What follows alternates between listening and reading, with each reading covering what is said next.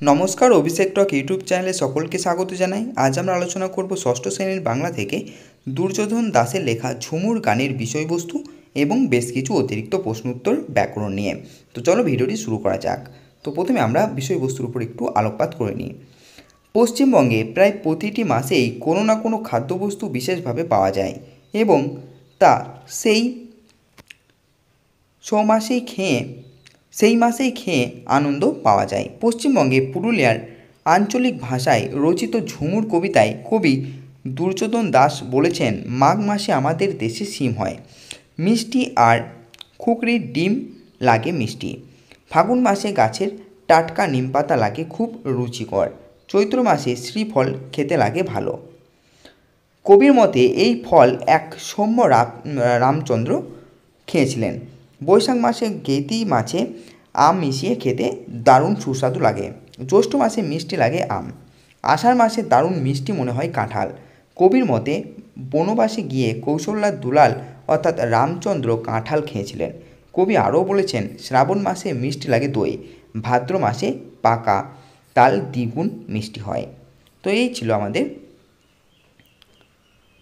ঝুমুর গানের বিষয়বস্তু নিয়ে আলোচনা।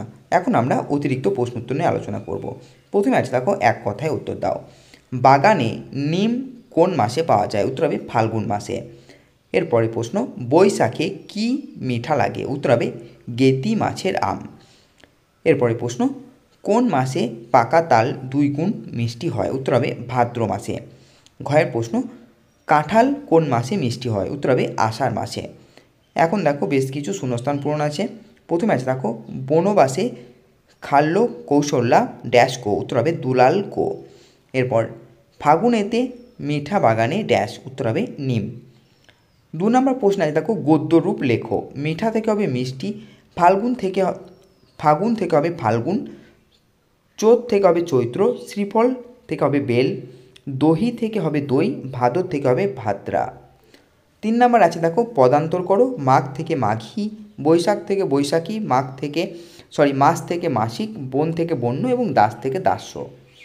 শব্দার্থ লিখতে বলা হয়েছে, মিঠা থেকে মিষ্টি বা সুস্বাদু। খুকরির ডিম মানে হচ্ছে গাছের ডালে বাসা বেঁধে থাকা এক ধরনের লাল পিঁপড়ের ডিম। চোত থেকে হবে চৈত্র। গেতি মাছ হচ্ছে এক প্রকার ছোট ছোট মাছের স্থানীয় নাম। দুলাল মানে পুত্র, ভনে মানে বলে, দহি মানে দই এবং ভাদ্র মানে হচ্ছে ভাদ্র। তো এই ছিল আমাদের ঝুমুর গানের বিষয়বস্তু আলোচনা এবং বেশ কিছু অতিরিক্ত প্রশ্ন উত্তর ও ব্যাকরণ নিয়ে আলোচনা। ভিডিওটি কেমন লাগলো অবশ্যই জানাবে। ভিডিওটি ভালো লেগে থাকলে একটি লাইক এবং চ্যানেলটিকে সাবস্ক্রাইব করতে ভুলবে না। ধন্যবাদ।